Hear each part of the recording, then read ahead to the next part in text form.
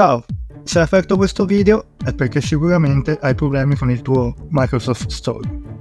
Se per qualsiasi strano motivo non trovi più l'applicazione installata o hai scaricato una custom dove non c'è preinstallato il Microsoft Store, ti insegno un metodo semplice e veloce per riuscire a reinstallarlo di nuovo.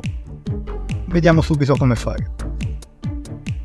Basterà andare qui in basso sulla barra di ricerca e digitare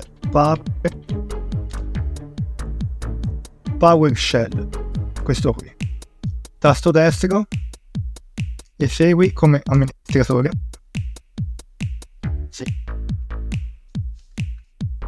Qui basterà digitare questo comando vs reset spazio -i. Per comodità ve lo lascio comunque scritto sotto in descrizione, vi basterà fare copia e incolla. Adesso clicchiamo invio, attendiamo circa 10 secondi.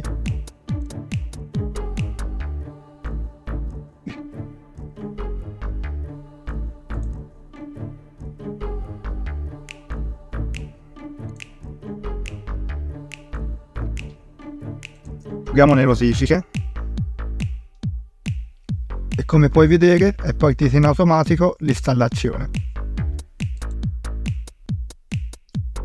Qui intanto possiamo chiudere PowerShell.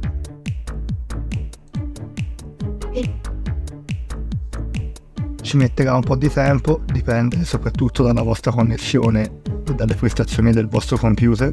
Io adesso velocizzo il video.